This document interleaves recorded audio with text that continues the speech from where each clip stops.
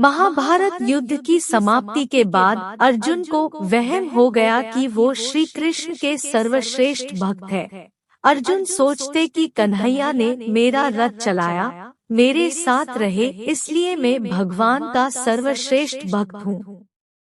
अर्जुन को क्या पता था कि वो केवल भगवान के धर्म की स्थापना का जरिया था। फिर भगवान ने उसका गर्व तोड़ने के लिए उसे एक परीक्षा का गवाह बनाने के लिए अपने साथ ले गए।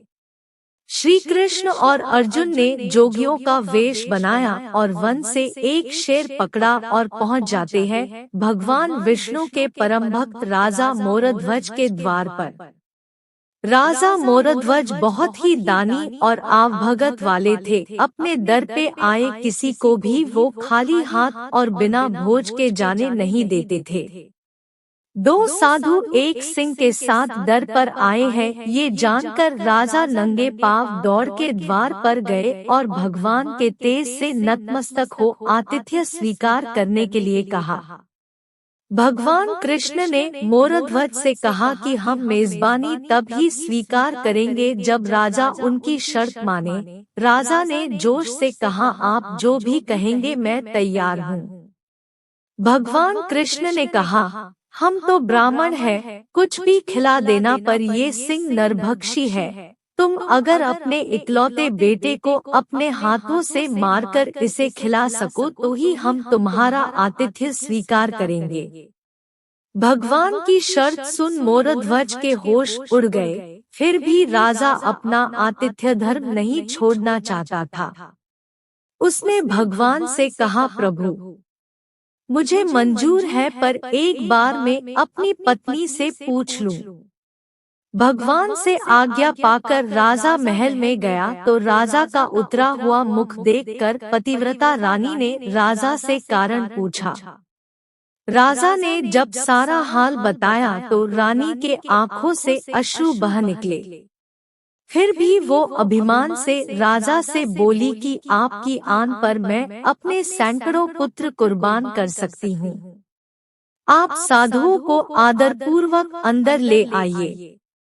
अर्जुन ने भगवान से पूछा, माधव ये क्या माजरा है? आपने ये क्या मांग लिया? कृष्ण बोले, अर्जुन तुम देखते जाओ और चुप रहो। राजा तीनों को अंदर ले आए और भोजन की तैयारी शुरू की। भगवान को 56 भोग परोसा गया, पर अर्जुन के गले से उत्तर नहीं रहा था। राजा ने स्वयं जाकर पुत्र को तैयार किया। पुत्र भी 3 साल का था, नाम था रतन कंवर। वो भी मात पिता का भक्त था। उसने भी हंसते हंसते अपने प्राण दे दिए, परंतु उफ ना की। राजा रानी ने अपने हाथों में आरी लेकर पुत्र के 2 टुकड़े किए और सिंह को परोस दिया।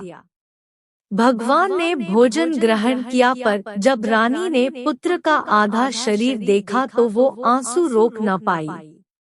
भगवान इस बात पर गुस्सा हो गए कि लड़के का एक फाड़ कैसे बच गया।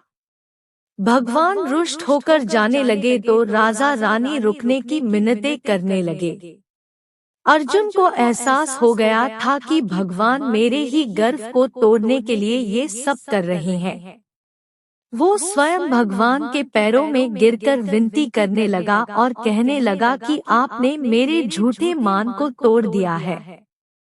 राजा रानी के बेटे को उनके ही हाथों से मरवा दिया और अब रूठ के जा रहे हो, ये उचित नहीं है। प्रभु मुझे माफ करो और भक्त का कल्याण करो। तब केशव ने अर्जुन का घमंड टूटा जान रानी से कहा कि वो अपने पुत्र को आवाज दे। रानी ने सोचा पुत्र तो मर चुका है, अब इसका क्या मतलब। पर साधुओं की आज्ञा मानकर उसने पुत्र रतन कंवर को आवाज लगाई। कुछ ही क्षणों में चमत्कार हो गया। मृत रतन कंवर, जिसका शरीर शेर ने खा लिया था, वो हंसते हुए आकर अपनी माँ से लिपट गया। भगवान ने मोरध्वज और रानी को अपने विराट स्वरूप का दर्शन कराया। पूरे दरबार में वासुदेव कृष्ण की जय जयकार गूंजने लगी। भगवान के दर्शन पाकर अपनी भक्ति सार्थक जान मोरध्वज की आंखें भर आई और वो बुरी तरह बिलखने लगे। भगवान ने वरदान मांगने को कहा तो राजा रानी ने कहा, भगवान एक ही वर दो कि अपने भक्त की ऐसी कठोर परीक्षा न ले जैसी आपने हमारी ली है। तथास्तु कहकर भगवान ने उसको आशीर्वाद दिया और पूरे परिवार को मोक्ष दिया।